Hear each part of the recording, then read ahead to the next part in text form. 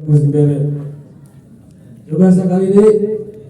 Assalamualaikum warahmatullahi wabarakatuh. Waalaikumsalam warahmatullahi wabarakatuh. Alhamdulillahilladzi asra bi'abdihi laylan minal masjidil haram ilal masjidil aqsa.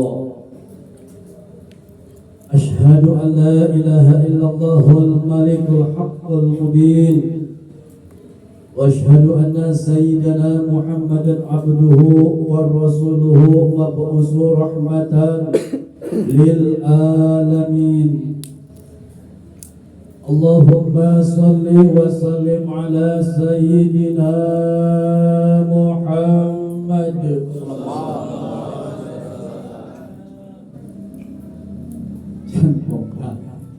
Ngaku umat Rasul masih malas ngajawab salam, masih malas ngajawab sholawat.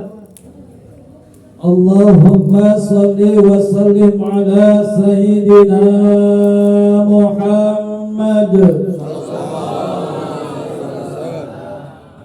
abdika wa rasulika nabiyil ummi wa ala alihi wa sahbihi ajma'in. Qala Allah ta'ala fi ayatihil karim, a'udzu billahi minasy syaithanir rajim. Bismillahirrahmanirrahim. Inna a'tainakal kautsar fasholli li rabbika wanhar inna syani'aka huwal abtar. Wa qala an-nabiy sallallahu alaihi wa alihi wasallam, as-salatu mi'rajul mu'minin. Wa qala ta'ala fi ayatihil karim, Bismillahirrahmanirrahim. Alastu bi rabbikum qalu bala syahidna. Sadaqallahul azim wa sadaqa rasulul habibul karim wa nahnu ala zalika minasyahidin wa syakirin walhamdulillahi rabbil alamin. Yang saya hormati, yang saya muliakan sahibil bait sekeluarga, yaitu Bapak Jumadi selaku Ketua RW beserta keluarga yang saya hormati, yang saya muliakan, yang saya cintai. Mudah-mudahan keluarga Bapak RW yaitu Bapak Jumadi selalu mendapatkan perlindungan daripada Allah Subhanahu wa ta'ala. Dan yang saya hormati penata acara, yaitu pengatur waktu, yaitu Bapak Ustadz Mustamil, yang mudah-mudahan selalu dimuliakan Allah Subhanahu wa ta'ala.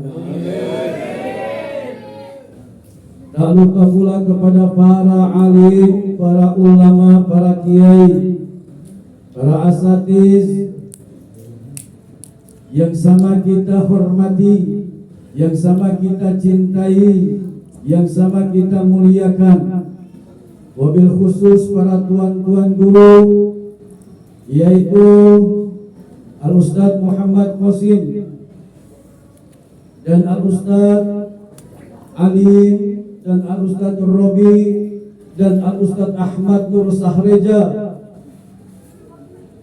yang saya hormati, yang saya muliakan, yang saya cintai.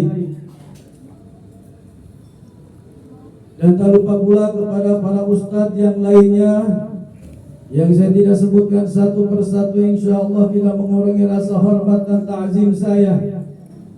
Mudah-mudahan para ustadz dan para kiai yang ada di wilayah ini selalu mendapatkan kekuatan daripada Allah Subhanahu wa ta'ala. Amin ya rabbal alamin. Dan tak lupa pula kepada Bapak Ketua RT, yaitu Bapak Mul beserta staf dan jajarannya, Yang saya hormati, yang saya muliakan, mudah-mudahan selalu mendapatkan bimbingan daripada Allah Subhanahu wa taala. Amin ya rabbal alamin. Dan tak lupa pula kepada Bapak Ketua RT yang lainnya yang saya tidak sebutkan satu persatu, insyaallah tidak mengurangi rasa hormat dan takjim saya. Dan yang tak lupa pula kepada para sesepuh, bini sepuh yang saya tidak sebutkan satu persatu, insyaallah tidak mengurangi rasa hormat dan takjim saya. Dan tak lupa pula kepada para jamaah kaum muslimin, umat baginda Nabi besar Muhammad Sallallahu alaihi wasallam, beserta keluarganya dan para sahabatnya serta pengikutnya, mudah-mudahan sampai kepada kita semua selaku umat, dan mudah-mudahan kita semua mendapatkan syafaat uzma dari baginda Nabi besar Muhammad sallallahu alaihi wasallam. Berhubung malam ini cuacanya yang kita khawatirkan tidak memungkinkan, jadi kita singkat saja. Karena ini ada dua materi. Saya diundang, tidak tahu kalau diminta untuk ceramah. Benar. Saya diundang, tidak tahu kalau diminta untuk ceramah. Jadi singkat aja ya. Hadirin kaum muslimin rahimakumullah. Isra wal Mi'raj.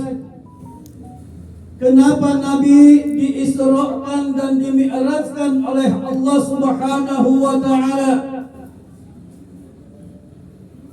Kenapa Nabi diisrakan dan dimi'rajkan oleh Allah Subhanahu wa taala? Nabi sallallahu alaihi wasallam pada saat itu dalam keadaan duka. Kenapa Nabi duka? Karena Nabi pada saat itu telah ditinggal oleh dua manusia yang sangat-sangat dicintainya oleh baginda Nabi sallallahu alaihi wasallam. Siapa dua manusia yang dicintai oleh baginda Nabi? Yaitu Sayyidatuna Khadijah, yang pertama istrinya. Siapa yang kedua manusia yang dicintai oleh baginda Nabi? Yaitu pamannya Abu Thalib. Nabi sallallahu alaihi wasallam pada saat itu dalam keadaan duka, dalam keadaan sedih, dan pada saat itu juga Allah hibur. Dengan apa Allah menghibur baginda Nabi?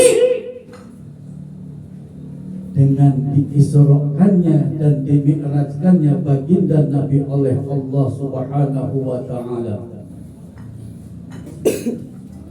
Dalam cerita singkat, baginda Nabi ketika akan diisrakan dan dimi'rajkan oleh Allah Subhanahu wa taala akan menaiki langit dunia. Tahu nggak langit dunia? Langit dunia yang kita lihat ini langit dunia nih. Ini bukan langit ke-1. Ini langit dunia.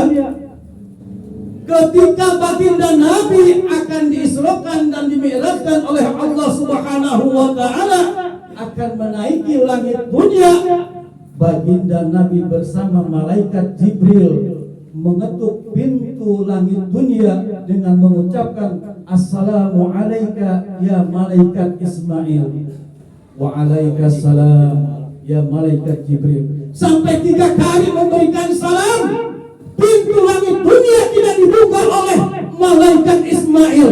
Ketika ketiga kali bersalam kepada malaikat Ismail, dengan siapa engkau malaikat Jibril? Aku dengan Rasulullah sallallahu alaihi wasallam. Lalu langsung dibuka pintu langit dunia oleh malaikat Ismail, mendengarnya bahwa malaikat Jibril bersama Rasulullah sallallahu alaihi wasallam. Subhanallah.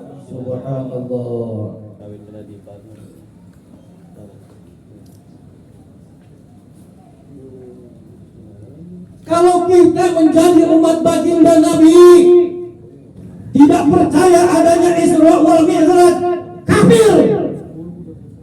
Kenapa bisa dikatakan kafir?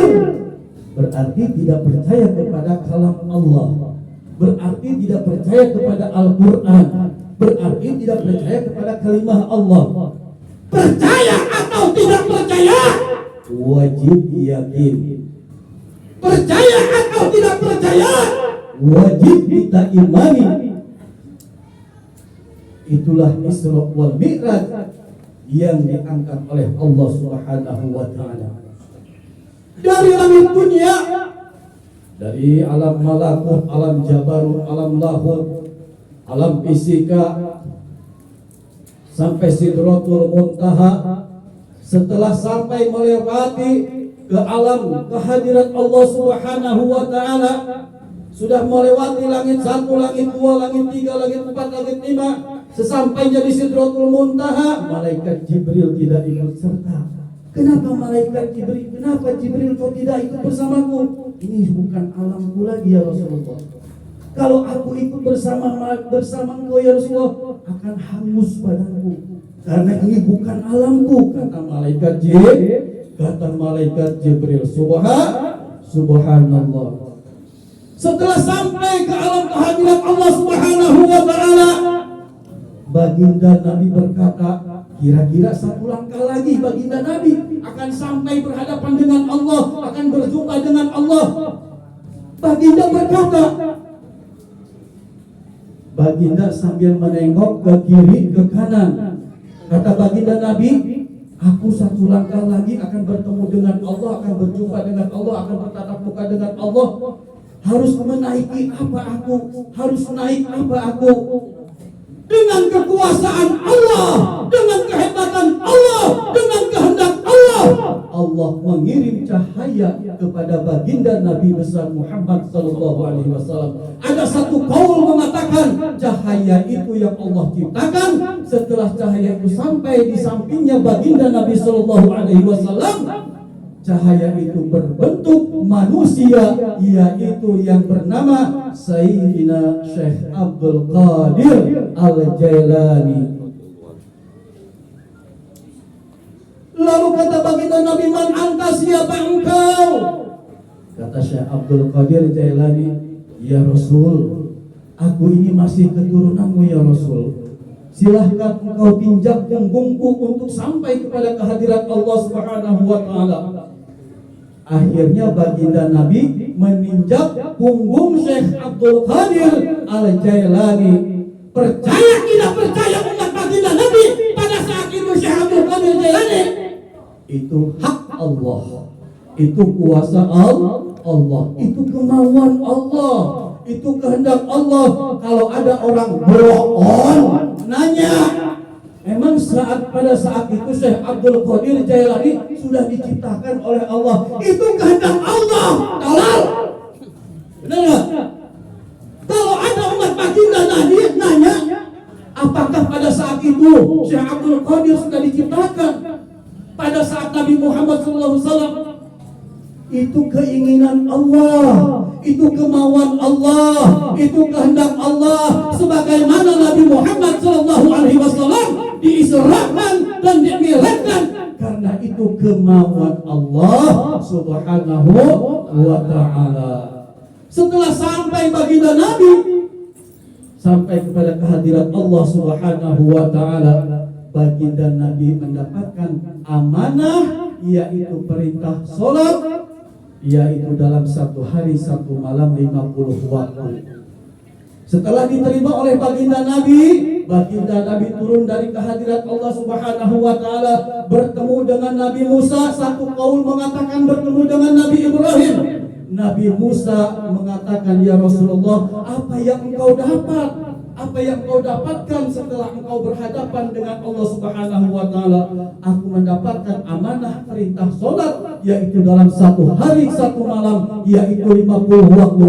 Nabi Musa alaihi salam berkata kepada baginda Nabi sallallahu alaihi wasallam, ya Rasul, kembali engkau kepada Allah Subhanahu wa taala, mohon keringanan yang seringan-ringannya. Akhirnya baginda Nabi sallallahu alaihi wasallam sampai bolak-balik. Akhirnya baginda Nabi mendapatkan amanah perintah sholat daripada Allah Subhanahu wa Ta'ala dalam satu hari satu malam 5 waktu. Yang dikhawatirkan oleh Nabi Musa alaihissalam, bagaimana dengan umat-umatmu kalau engkau menerima sholat dalam satu hari satu malam 50 waktu yang Allah amanahkan kepada engkau, kepada umat-umatmu. Itu yang dikhawatirkan oleh Nabi Musa alaihissalam. Hadirin kaum muslimin rahimakumullah. Hebatnya ada kadang-kadang ada penceramah, baginda Nabi mendapatkan oleh-oleh sholat daripada Allah Subhanahu wa Ta'ala. Kalau kita analisa yang namanya oleh-oleh dengan amanah, apa perbedaan oleh-oleh dengan amanah? Kalau kita ziarah ke Banten atau kita jalan atau kita main ke puncak, kita beli oleh-oleh. Apakah yakin tetangga kita akan kebagian semua? Apakah yakin saudara-saudara kita akan kebagian semua? Jangan menyebut oleh-oleh. Kalau menyebut oleh-oleh berarti umat baginda tidak kebagian mendapatkan perintah sholat oleh Allah Subhanahu wa Ta'ala. Yaitu yang benar adalah baginda mendapatkan amanah perintah sholat daripada Allah Subhanahu wa Ta'ala dalam satu hari satu malam 5 waktu. Masih loba anu can ngagawean sholat, benar? Masih banyak nih yang belum ngerjain sholat, benar nggak? Iya. Padahal ada keterangan satu kali kita meninggalkan sholat, satu waktu kita meninggalkan sholat 500 tahun disiksa dalam neraka Allah Subhanahu wa Ta'ala. Jawara apa dia di neraka? Hah? Jadi jawara dia di neraka. Merebak 500 tahun. Na'udzubillah sama na'udzubillah. Jawara gitu-gitu aja. Disengaja dia meninggalkan sholat sewaktu 500 tahun keseng dia di neraka. Hah? Benar? Awas. Kodo anu ninggalkan sholat kodo. Apa perbedaan sholat dengan ibadah-ibadah yang lain? Dengan ibadah zakat, dengan ibadah puasa, dengan ibadah haji. Kalau ibadah sholat, baginda Nabi langsung bertatap muka mendapatkan perintah sholat daripada Allah Subhanahu wa Ta'ala. Baginda Nabi langsung bertatap muka dengan Allah, langsung mendapatkan perintah dari Allah, yaitu dengan cara berhadapan langsung dengan Allah. Beda dengan ibadah-ibadah yang lain, beda dengan ibadah zakat, beda dengan ibadah puasa, beda dengan ibadah haji. Itu melalui wahyu, melalui Al-Quran. Makanya yang namanya sholat, hati-hati nih dengan sholat nih. Hati-hati. Nggak bisa sholat, nggak pada bisa sholat nak. Ulah modal keyakinan dia. Sholat ulah modal keyakinan. Sholat harus pakai ilmu, harus pakai rukun-rukunnya. Di situ di sholat itu ada yang namanya rukun qauli, ada yang namanya rukun qasir, ada yang namanya rukun fi'li, ada yang namanya rukun qalbi. Kalau kita enggak tahu melaksanakan sholat yang namanya rukun-rukunnya, jangan mimpi akan diterima sholatnya oleh Allah Subhanahu wa Ta'ala. Na'udzubillah sama na'udzubillah. Ini kadang-kadang sholat modal keyakinan, ngoceh lagi. Emangnya yang menerima sholat kiai, emangnya yang menerima sholat ustaz, itu mah urusan Allah. Benar dia. Itu jawabannya begitu, benar? Iya. Nyalahin kiai, nyalahin ustaz. Emang yang sholat itu, yang nerima sholat itu kiai, yang nerima sholat itu ustaz? Bukan ke situ. Kiai, ustaz, para ulama itu al-ulama warasatul anbiya. Ulama itu pewaris para nabi. Kita mengenal nabi dari siapa? Kita mengenal Allah dari siapa? Kita mengenal Islam dari siapa? Kita mengenal sholat dari siapa? Kita mengenal ngaji dari siapa? Kita mengenal haji dari siapa? Kalau bukan dari para alim ulama, apa kita kita langsung bisa bertemu dengan Nabi? Hah? Yakin kita langsung bertemu dengan Nabi? Hah? Makanya kita tahu bentuk ibadah yang kita lakukan kepada Allah Subhanahu wa taala, yaitu kita tahu dari para alim, ulama, yaitu pewaris para nabi. Salat dikategorikan mobil. Mobil losbak. Mobilnya mobil losbak. Mobil losbak ini dari Pandeglang. Salat ini saya kategorikan mobil. Mobil ini diisi oleh buah nanas. Buah nanas itu adalah zakat. Diisi oleh buah pepaya. Buah pepaya itu adalah puasa. Diisi oleh buah anggur itu adalah haji. Setelah sampai ke Serang, mobilnya terbalik. Kenapa mobilnya terbalik? Karena mobilnya dalam keadaan rusak. Mobilnya dalam keadaan tidak normal. Salat pun begitu. Kalau kita rusak, kalau salat kita rusak, ibadah-ibadah yang lain yang kita kerjakan semuanya rusak. Paham nggak? Kalau sholat kita hancur, semua ibadah-ibadah yang kita lakukan, baik haji, baik zakat, maupun puasa, dan bentuk ibadah apapun yang kita lakukan terhadap Allah Subhanahu wa taala, maka semuanya akan hancur, la tuqbalu, tidak akan diterima oleh Allah Subhanahu wa taala. Na'udzubillah summa na'udzubillah. Hadirin rahimakumullah, mungkin tentang penyampaian Isra Mi'raj sampai di sini saja karena waktunya tidak memungkinkan. Ini acara materi lesson yang kedua. Hadirin kaum muslimin rahimakumullah, semua manusia dilahirkan dalam rahim ibunya.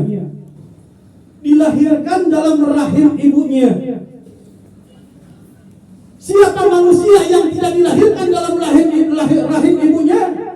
Yaitu Nabi Adam alaihi salam dan Siti Hawa. Kenapa? Karena manusia yang pertama Allah ciptakan di dunia yaitu Nabi Adam dengan Siti Hawa. Kalau kita umat baginda Nabi Sallallahu Alaihi Wasallam, kita keluarnya ke muka bumi ini yaitu karena kita dilahirkan dari rahim ibu kita. Apa sih bentuk kelahiran yang dilahirkan oleh ibu kita? Yang pertama, dalam 40 hari yang pertama, Allah memproses mutfah, yaitu air mani, yaitu air sperma. 40 hari yang kedua, Allah ciptakan alaqah. Apa itu alaqah? Yaitu segumpal darah. 40 hari yang ketiga, Allah ciptakan segumpal daging, yaitu mudghah. Kalau kata bahasa Arabnya mudghah.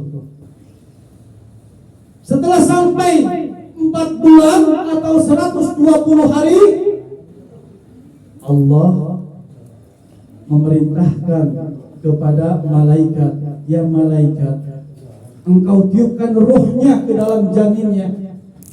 Ketika malaikat mengisi ruhnya, ketika malaikat meniupkan ruhnya ke dalam janin si bayi yang ada dalam perut ibunya, yang ada dalam kandungan ibunya, Allah berkata kepada si jabang bayi yang ada di dalam perut, kata Allah, alastu bi rabbikum, qalu bala syahidna.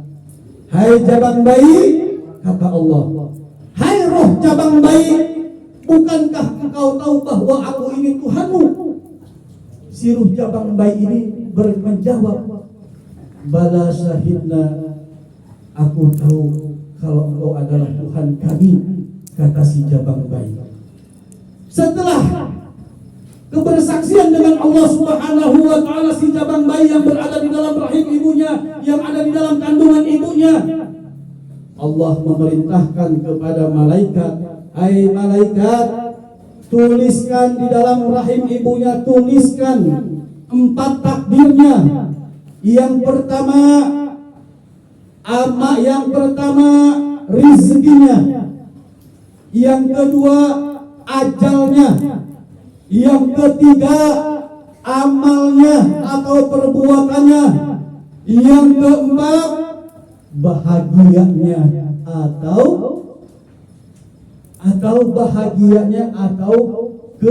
kehancurannya. Itu kita sudah tertulis di dalam rahim ibu kita ketika kita bayi, ketika kita masih berada dalam kandungan ibu kita, sudah tertulis 4 takdir yang Allah perintahkan kepada malaikat. Makanya kita harus bersyukur. Kalau kita mendapatkan rezeki segini, kita syukurin. Emang udah rezekinya segitu? Benar. Kita harus bersyukur kepada Allah Subhanahu wa ta'ala. Rizki yang Allah berikan, baik kecil maupun besar, kita syukuri dengan mengucapkan alhamdulillahirabbil alamin. Yang kedua, ajalnya sudah tertulis. Apa sih ajal? Ajal itu kematian. Kematian itu bisa di mana saja. Enggak bisa kita lari daripada kematian, enggak bisa kita lari dari kematian. Mau di mana kita nyumpet, tetap malaikat Israel datang untuk menjemput kita. Itu yang namanya ajal. Yang ketiga, amalnya. Apa sih amal? Amal perbuatan kita, kelakuan kita. Semasa kita hidup di dunia banyak amal. Semasa kita hidup di dunia banyak bersedekah kepada siapapun, kepada yang membutuhkan. Insya Allah nanti kita akan mendapatkan kesenangan daripada Allah Subhanahu wa ta'ala, baik di dalam kubur maupun nanti kelak di akhirat. Apa kata Allah? Alladzi khalaqal maut wal hayata liyabluwakum ayyukum ahsanu amala. Kata Allah, akulah yang menjadikan kalian mati, wal hayah, dan akulah yang menjadikan kalian hidup, liyabluwakum ayyukum, siapa di antara kamu ahsanu amala, yang lebih baik amalnya, yang lebih bagus amalnya. Untuk itu kepada para hadirin, mungkin itu saja yang bisa saya sampaikan, karena waktu sudah malam juga. Kasihan kepada orang-orang yang besok yang mungkin istirahat. Oleh karena itu kepada para hadirin sekalian, marilah kita doakan sahibul bait, yaitu istri daripada Bapak Gusti, yang alhamdulillah pada malam ini, pada saat ini, pada malam ini beliau mengadakan acara walimatul hamal. Mudah-mudahan di dalam kandungannya Allah jaga, yang kedua Allah selamatkan, yang ketiga Allah sehatkan, yang keempat Allah panjangkan usianya, dan mudah-mudahan selalu disehatkan di dalam kandungannya oleh Allah Subhanahu wa ta'ala. Bihaqqin nabiyina Muhammadin sallallahu alaihi wasallam, wa bi mu'jizatin Nabi Allah Isa alaihi salam, wa bi karamati sayyidatuna Siti Maryam binti Imran, wa karamati sayyidina Syekh Abdul Qadir Al-Jailani. Al-Fatihah. الشيطان الرجيم. بسم الله الرحمن الرحيم.